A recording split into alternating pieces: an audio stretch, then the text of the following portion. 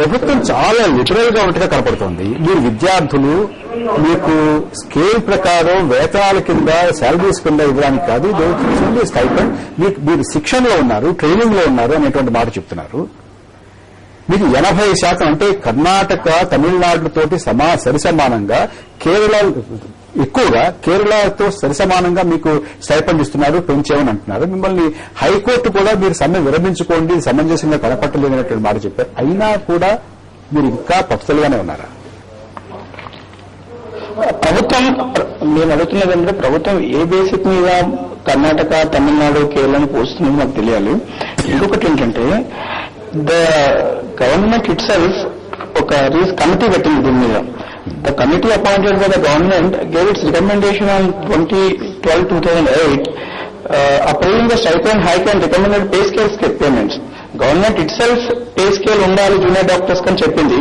అది junior resident కి first year post graduate వచ్చి 7,175, సెకండ్ ఇయర్ కి వచ్చి 7,450 basic pay, third year post graduate వచ్చి 7,725 బేసిక్ పే.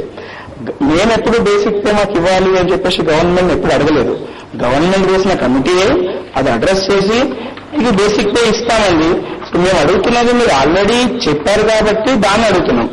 అది ఇంకొకటి ఏంటంటే honourable high court the division bench ఏంటంటే 23 ఆగస్ట్ 2005లో కంపల్సరీ ఒక కమిటీ రెసిడెన్షియల్ సిస్టమ్ అనేది ఒకటి ఇంప్లిమెంట్ చేయాలి హాస్పిటల్స్ లో, ప్లస్ ఈ స్టైపెండ్ హైక్ అనేది చేయాలి అని చెప్పేసి హైకోర్టు ఇట్ సెల్ఫ్ అడ్రస్ చేసింది. మేమెప్పుడు ప్రభుత్వాన్ని మాకు పే స్కేల్ ఇంప్లిమెంట్ చేయండి ఇది మాకు అని చెప్పేసి మేము అడగలేదు. కుమార్ గారు హైకోర్టు కూడా మీ సమ్మె పట్ల సానుభూతిగా లేదు, మీ సమ్మె విరమించమంటారు. రోగులు కూడా మీ సమ్మె పట్ల సానుభూతి మాత్రం కనపరచలేదు. ఇవాళ చాలా స్పష్టంగా చెప్పింది మీరు సమ్మె విరమించుకోమని చెప్పి. మేము ఎప్పుడు స్టూడెంట్స్ అండి, మేము కేవలం విద్యార్థులమే.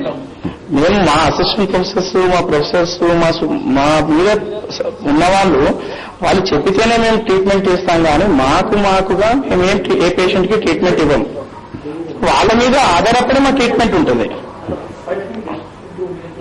కాబట్టి ఇప్పుడు జరుగుతున్న పరిణామాలు జూనియర్ డాక్టర్స్ స్ట్రైక్ చేయడం వల్ల అనడం అనేది ప్రభుత్వం అది పూర్తిగా అసంబద్ధమైన విషయం. అనూష గారు మాట్లాడతారా?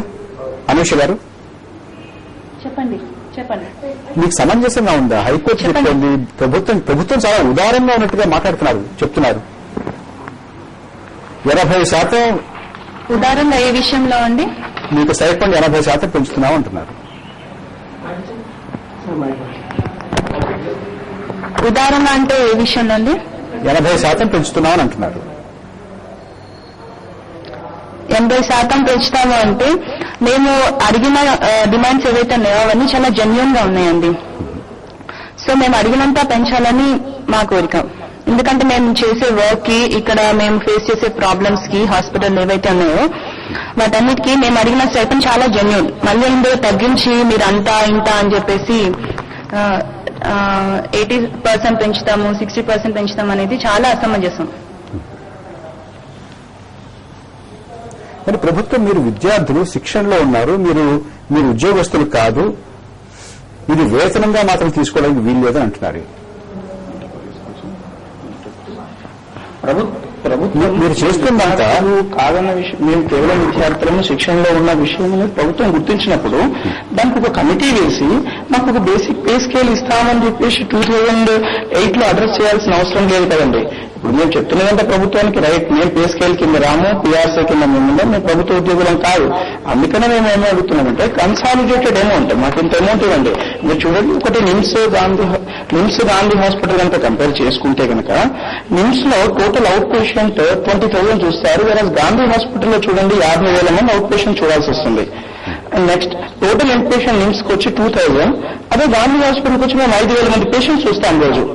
మేము మిగతా హాస్పిటల్స్ తో పోలిస్తే ఎయిమ్స్ అన్ని అటానమస్, వాళ్ళు ఏదైతే చెప్తున్నారో అటానమస్ వాటితో పోలిస్తే మీకు కష్టం అంటున్నారో ఆ అటానమస్ వాటికంటే మేము ఎక్కువ మంది పేషెంట్స్ చూస్తున్నాం, ఎక్కువ సర్వీస్ ఇస్తున్నాం. ఇంకొక ప్రశ్న మీరు చెప్తారా లేకపోతే ఇంకొకటి మేము ఇంప్లిమెంట్ చేయమని అడుగుతున్నాం. ఓకే, మీకు ఇష్టం లేదు రైట్, మేము ప్రభుత్వ ఉద్యోగులను కాదన్నప్పుడు కన్సాలిడేటెడ్ పే ఇవ్వండి. కన్సాలిడేటెడ్ పేమెంట్ చేసిన న్యాయసమ్మతమైన డిమాండ్. పీజీ విద్యార్థులకు ఫస్ట్ ఇయర్ 30,000, సూపర్ స్పెషాలిటీకి 36,000, హౌసింగ్ 12,000. ఈ సమస్యల్ని కావాలని ప్రభుత్వం సాత్సారం చేస్తుందే తప్ప పే స్కేల్ అని ఒకసారి, కన్సాలిడేటెడ్ పే అని ఒకసారి, మా తరపు నుంచి మేము ఎప్పుడు మీరు ఏం చెప్తారో మాకు చెప్పండి అని చెప్పి అడిగామే కానీ స్టైఫండ్స్ విషయాన్ని మేము హైక్ చేయమని చెప్పి ఎప్పుడు అడగలేదు. ఒక్క క్షణం చెప్పకుండా మేము గుర్తు చేస్తున్నాం ప్రస్తుతం. కుమార్ గారు ఒక్క ప్రశ్న వినపడుతుందన్నమాట. ఇంకొక వినపడుతుంది, చెప్పండి. ప్రభుత్వానికి కూడా కొన్ని పరిమితులు ఉంటాయి, ముఖ్యంగా ఆర్థిక పరమైనటువంటి పరిమితులు. వాటిని కూడా కాస్త ఏదైనా లెక్కలోకి తీసుకోవాల్సినటువంటి అవసరం ఉందని మీకు అనిపిస్తుందా? ప్రభుత్వానికి ఆర్థిక పరమైన పరిస్థితుల్లో ఉంటే ప్రభుత్వానికి ఆర్థిక పరిస్థితులు ఉన్నాయి అనుకున్నప్పుడు ఈ కమిటీలు ఎందుకు వేయాలండి? 2008 డిసెంబర్లో ఒక కమిటీ వేసి వీళ్ళకి కంపల్సరీ పే స్కేల్ ఇవ్వాలి. అప్పుడు ఆర్థిక ఇబ్బందులు గుర్తు రాలేదా ప్రభుత్వానికి? గత 2000 సంవత్సరం నుంచి 8 సంవత్సరాల నుంచి ప్రభుత్వాన్ని విజ్ఞప్తి చేస్తూనే ఉన్నాం. మీరు మా స్టైపెండ్స్ పెంచాల్సిన ఆవశ్యకత ఎంతైనా ఉంది, కంపల్సరీ పెంచాలేము. ఆయన ప్రభుత్వం ఈ విషయంలో తాత్సారం చేస్తూ ప్రస్తుతం ఆర్థిక పరిస్థితులు బాలేవు అంటే ఎట్లా? ఇప్పుడు మా పరిస్థితి, మాకు వచ్చే స్టైపెండ్తో మాకు వచ్చి పుస్తకం కూడా కొనుక్కోలేని పరిస్థితి, హాస్టల్లో బతకలేని పరిస్థితి. 25 ఏళ్ళు వచ్చిన హౌస్ హస్బెండ్ స్టైపెండ్ వచ్చి 5,000, పీజీ 20 ఏళ్ళు వచ్చిన పీజీ స్టైపెండ్ 8,000 అంటే ఎంతవరకు సమంజసం? మీరు కంపేర్ చేస్తే మేము కర్ణాటక తమిళనాడులో ఇస్తున్నామంటే కర్ణాటక తమిళనాడు మీరు ఎందుకు కావాలని చెల్లిస్తుంది? అటువంటిప్పుడు మేము ఎయిమ్స్ కంపేర్ చేస్తాం, ఢిల్లీని కంపేర్ చేస్తాం. మేము ఢిల్లీని కంపేర్ చేసి 40,000 అడగట్లేదే, ఎయిమ్స్ కంపేర్ చేసి 49,000 అడగట్లేదే, లేదా పీజీహెచ్ 2,000 35,000 ఉంది. ఆశీష్ గారు ఏమైనా మాట్లాడతారా? ఆశీష్ గారు ఏమైనా మాట్లాడతారా? మీ కొలీగ్ ఆశీష్ గారు ఏమైనా చెప్తారా?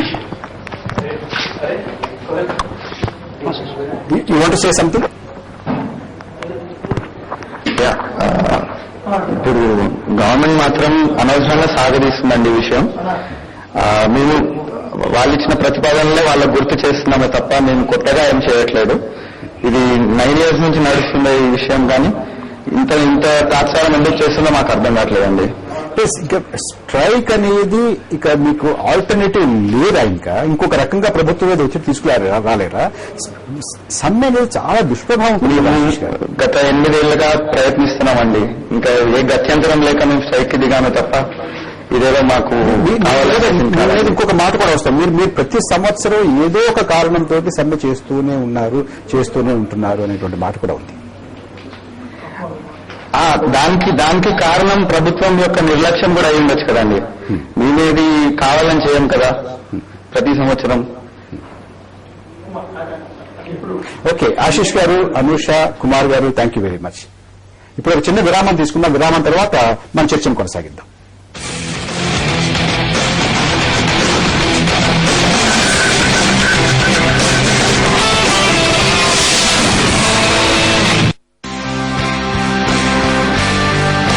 పత్రికలు ఏది రాస్తే అది మాత్రమే చదివి మిన్నకుండాలన్న ఆంక్షల నుంచి పాఠకులకు ఏది అవసరమో అదే రాయాలని సరికొత్త నిర్వచనం చెప్పిన తొలి తెలుగు పత్రిక